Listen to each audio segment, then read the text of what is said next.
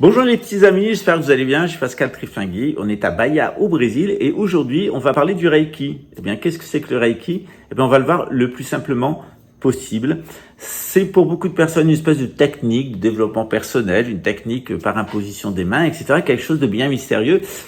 Dans un ouvrage d'environ 1000 pages qui a été divisé en 13 tomes ou en 3 grandes compilations qui s'appelle Reiki, médecine mystique de Mikao Usui, eh bien j'ai fait un large panorama du Reiki. Ça m'a pris 20 ans où je suis allé aux sources historiques et j'ai consulté toutes les archives disponibles sur le Reiki, authentifiées, pas des inventions et des divagations mentales.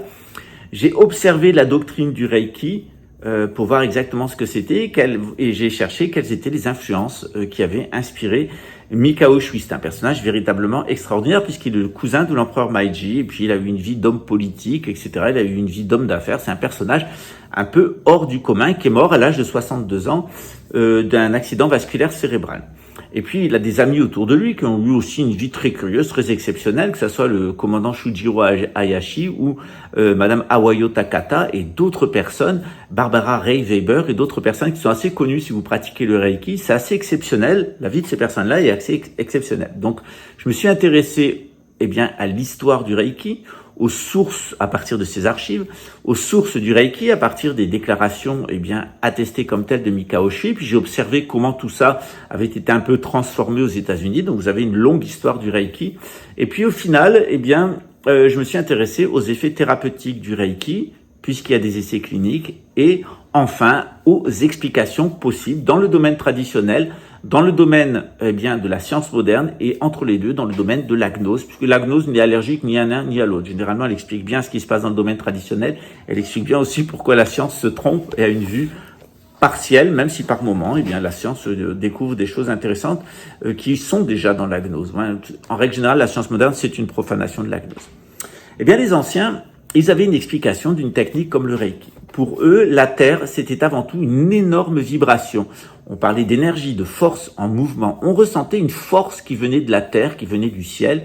On essayait de prendre cette vitalité de la Terre et puis ces influences qui venaient du ciel, pour développer de l'intellectualité et dans la nature de la force physique. Il y a des endroits où on se sent bien, des endroits où on se sent vibrer. Quand on mesure en unité bovis avec des antennes de bovis, on voit quelquefois on est à 500 000, quelquefois on est à plusieurs millions d'unités bovis. Ça dépend des lieux où on est. Puis il y a des lieux qui sont ouverts avec une très basse vibration, voire négative en unité bovis, des unités bovis négatives, soit de très hautes vibrations de plusieurs millions. Comment ça marche? Il y a un certain nombre d'auteurs scientifiques, notamment des architectes qui s'y sont intéressés et je renvoie souvent à Georges Prat et son livre L'architecture invisible. C'est un maître maçon, c'est un radiesthésiste, c'est un scientifique, c'est un architecte. Et son travail est très intéressant puisqu'il a repris des données traditionnelles qu'il a essayé de présenter de façon moderne. Généralement, vous connaissez bien ceci, c'est-à-dire la théorie des chakras. Et puis, vous vous êtes intéressé, comme beaucoup de personnes, à la photo Kirlian des savants russes soviétiques. Et puis, chemin faisant, vous avez rencontré des choses sur les différentes polarités du corps, comment ça se fonctionne. Vous êtes intéressé à l'homme électrique, c'est même le titre d'un ouvrage que je recommande, l'homme électrique.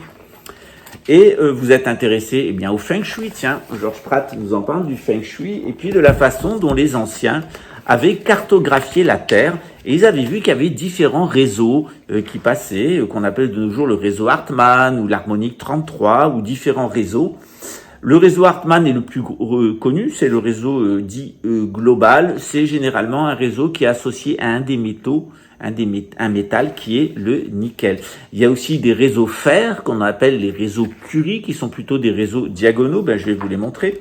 Vous avez ici le réseau Hartmann. Les personnes qui sont sourciers ou les personnes qui ressentent bien les vibrations, qui ont un corps subtil, très actif, très perméable, qui sont un peu des éponges, qui sont hyper empathiques, qui ont beaucoup ici et ici dans les yeux, ils ont cette petite substance qui s'appelle la mélanine et qui permet de mélatonine aussi, qui leur permet de bien ressentir les champs électromagnétiques. Il y a ce fameux réseau fer ou le réseau Curie, mais il y a d'autres réseaux.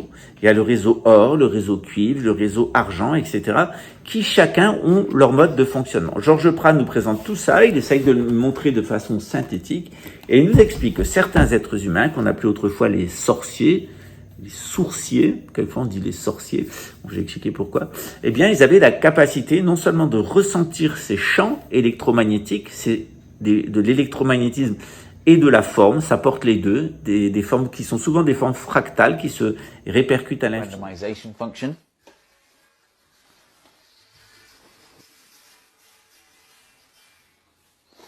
Okay, here we go.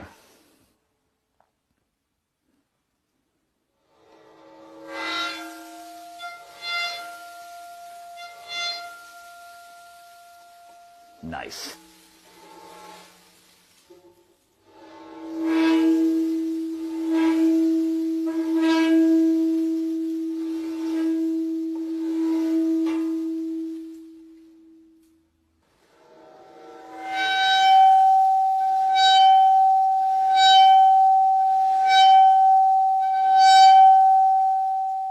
A big thank you to the Centre for Life in Newcastle for lending me their Chladni plate.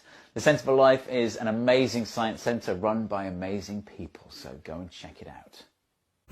Et ces personnes qui sont capables de ressentir, de vibrer en permanence et de ressentir de l'information, eh bien ces personnes-là, elles développent généralement des capacités de guérison par imposition des mains, ou lorsqu'elles méditent et qu'elles utilisent des symboles traditionnels, on s'aperçoit qu'elles peuvent produire du bien-être à distance lorsqu'elles prient, lorsqu'elles font des traitements à distance, etc. Et c'est ce que propose le Reiki. Si vous voulez en savoir plus, bien vous pouvez aller sur Amazon, acheter mes livres qui s'appellent Reiki Médecine Mystique de Mika Oshii, mais je peux aussi vous les donner en PDF si ça vous intéresse. Eh bien, il suffit de me contacter à l'adresse qui est dessous indiquée, ou l'adresse mail, ou l'adresse WhatsApp. On sera le plaisir, eh bien, de vous communiquer ces ouvrages en format Kindle ou en format PDF. C'est quelquefois bien parce qu'on peut agrandir. Moi, j'ai des petits problèmes de vue, et donc on peut agrandir et rétrécir. On a un traitement d'herbe des Indiens. Quand je le fais, je suis tranquille pendant 10 jours. Ça fait 3 semaines que je l'ai pas fait. Notre ami Georges Prat nous parle aussi des effets de forme. C'est une science que l'on appelle la radionique. Et on a ça dans le Reiki puisqu'on utilise 4 symboles de radionique. Le premier symbole, c'est un symbole de dissolution qui permet de dissoudre les négativités. Le deuxième symbole, c'est un symbole qui permet de juger ce qui est bien, ce qui est mal, éliminer ce qui est mal, conserver ce qui est bien. Et puis on a un symbole qui nous permet de nous connecter avec ce que le bouddhisme appelle notre propre nature Bouddha, ou ce qu'on appelle dans les religions du livre Dieu. On a aussi un symbole d'initiation qui appelle la grande lumière transcendante, pas la lumière astrale, pas la lumière des défunts, pas de cette lumière vasouilleuse qu'on a au fond, cette lumière luciférienne, mais la véritable lumière divine. Dans le Reiki, c'est évidemment le Bouddha Amitabha, mais on peut aussi l'appeler Dieu, etc., puisqu'il s'agit de cette lumière, source de la vie.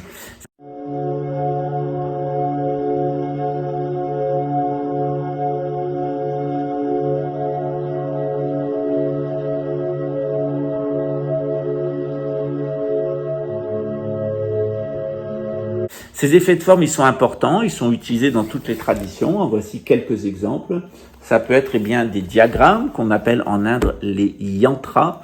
Ça peut être aussi des représentations particulières d'un certain nombre de forces, d'énergie et de forces. C'est ce qu'on appelle des forces-formes.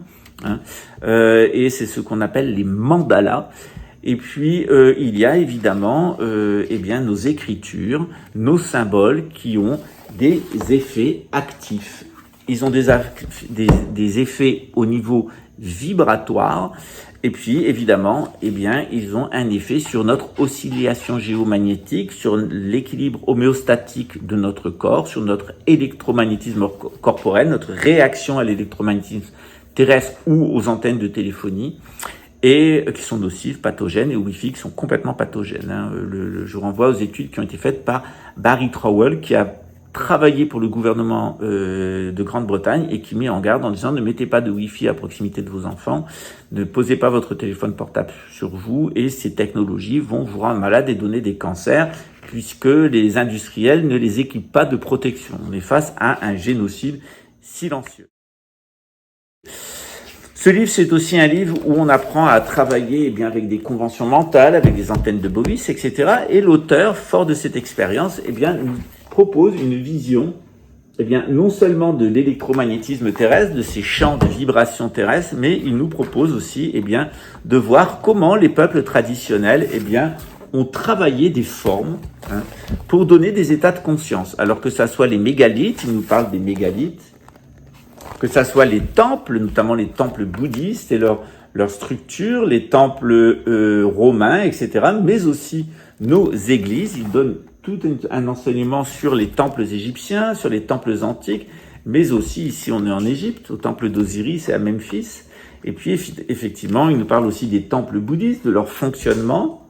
Et puis ils nous parlent effectivement en plus de nos cathédrales avec notre art français, et puis nos cathédrales de France. On voit tout ça en particulier dans notre cours de gnose maçonnique. Pourquoi ? Parce que la gnose maçonnique, c'est ce qu'on appelle la Royal Arch, l'arche royale, la connaissance royale ou connaissance seigneuriale. C'est comment fonctionner en bonne entente avec notre monde, avec les énergies, donc les forces en mouvement, les formes et les mémoires aussi qui sont présents sur notre planète. Notre planète, c'est pas seulement un ensemble électromagnétique, un ensemble vibratoire, c'est pas seulement des formes qui apparaissent au gré de ces vibrations, mais c'est aussi des mémoires. Et le Reiki, comme ces techniques du Royal Arch, de l'initiation seigneuriale ou initiation mariale, nous apprend à travailler avec ces formes, avec ces vibrations et avec ces mémoires. Les mémoires sont intoxicantes. Elles peuvent nous donner du génie, mais bien souvent, elles sont intoxicantes. C'est des mémoires de traumatisme ou des mémoires de civilisation passée. Les formes, elles sont des vecteurs d'information. C'est ce qu'on appelle l'émission duoforme ou effet de forme. Et puis, effectivement, on a ces vibrations avec tout un spectre. C'est ce qu'on peut appeler des ondes électromagnétiques qui permettent aux couleurs d'apparaître, aux sons de se propager, mais aussi aux infra- et aux suprasons, des couleurs que nous ne percevons pas. Dans le domaine des infra ou des supra, l'être humain perçoit seulement une petite quantité du réel. Il y a d'autres ouvrages que nous utilisons dans le Reiki, mais aussi dans ce cours de sciences maçonniques. En règle générale, ce cours de gnose maçonnique, il donne envie aux personnes de se faire initier au Reiki, ce que je fais très volontiers. Hélas, on ne peut pas initier à distance, ça ne se fait pas, et la personne doit être présente. Il y a un autre livre que je recommande, qui est un livre de Robert Vincent, et qui, lui, vous voyez, les illusions d'optique, on travaille sur les effets de forme. Et là, on rentre beaucoup plus dans les mathématiques, sur la construction des formes, et notamment les solides platoniciens. C'est tout ce qu'on fait dans notre cours. On le fait en français, en anglais, en portugais. J'ai un peu oublié les autres langues. J'avais un assez bon allemand, je parlais couramment l'espagnol et l'italien, mais vivant au Brésil, c'est la culture locale qui a pris un peu possession de moi, avec tout son charme linguistique et son accent chantant, et puis cette joie de vivre de Brésilien.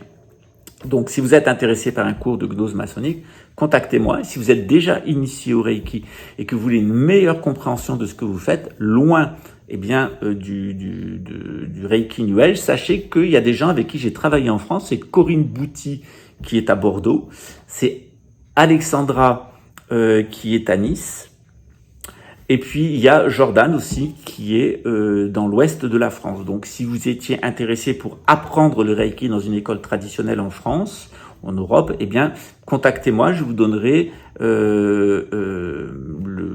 les adresses des personnes en qui j'ai confiance, avec qui j'ai travaillé, j'ai été leur étudiant et elles ont été mes étudiantes, et donc puisqu'on fait ça de façon communautaire et de façon égalitaire. Voilà. Vous savez que je me suis beaucoup investi aux côtés de Corinne pour l'aider à fortaliser son école de Bordeaux, qui est très bonne, qui est entre terre et ciel. Mais il y a Alexandra aussi qui est dans le sud-est de la France et Jonathan qui est dans l'ouest de la France. Donc n'hésitez pas à me contacter. En région parisienne, il y a vraiment une personne qui est exceptionnelle, qui est Pascal Lemaire, qui a une très très bonne connaissance du Reiki, qui est une excellente praticienne, qui vous reçoit chez elle. C'est un lieu assez extraordinaire chez elle. Je dois dire qu'on se sent bien avec elle, on se sent bien dans le lieu qu'elle a créé avec son époux. Et puis c'est une très bonne personne. Voilà. Corinne aussi, Alexandra aussi, Jordan aussi. C'est vraiment mes 4 personnes de confiance pour le Reiki en France et en Europe. N'hésitez pas à les contacter. Si vous voulez venir nous rejoindre à Rio de Janeiro, vous aurez des initiations de Reiki selon les 3 méthodes. Principalement, on apprend la méthode Takata parce qu'elle est très simple pour des occidentaux et elle doit être gardée en tant que telle parce que c'était le vœu du docteur Hayashi. On apprend la méthode Hayashi que j'ai appris moi-même. Quant à la méthode de Mikao Usui, elle est réservée aux Japonais du Japon. Et il n'y a aucune personne non japonaise qui soit autorisée à la pratiquer en tant que telle et qui en ait tous ses secrets et ses mystères. C'est la différence entre les Naijin et les Gaijin, c'est-à-dire ceux de l'intérieur, les Japonais, les vrais, qui eux sont la noblesse du Reiki, et puis les Gaijin, nous autres, les étrangers. Moi j'ai un statut un petit peu particulier, appartenant à l'aristocratie, j'ai eu accès à des choses que tout le monde n'a pas, ou compris des choses auxquelles tout le monde n'a pas compris. Voilà. En tout cas, ne jugez pas le Reiki par rapport au New Age, et sortez-vous du spiritisme, de la théosophie, de l'anthroposophie de Rudolf Steiner.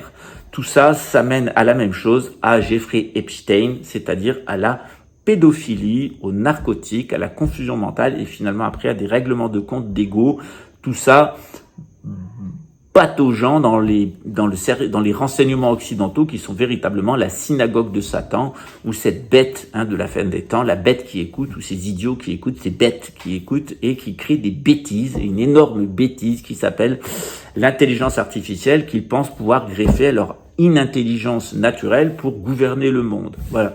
Évidemment, ça marchera pas. Toutes les écritures traditionnelles nous le disent. On va être gouverné pendant un certain temps par des cinglés qui iront recruter dans les caniveaux de la société. C'est comme ça. On est passé par le nazisme, on est passé par le capitalisme et le socialisme. Actuellement, on passe par le mondialisme ou nouvel ordrisme. Mais ça sera très éphémère et il y aura tout à reconstruire derrière, en particulier nos lieux de culte qui devront être restaurés et les lieux de culte qui ne sont pas orientés, qui ne fonctionnent pas bien, être éliminés. C'est aussi à ça que ça sert la guerre, à faire table rase des erreurs du passé. Alors pourquoi pas vous inscrire au cours de gnose maçonnique, pourquoi pas me demander mes livres de Reiki, je pense qu'ils peuvent vous apporter beaucoup dans la compréhension du Reiki. Je vous dis à très bientôt, ciao.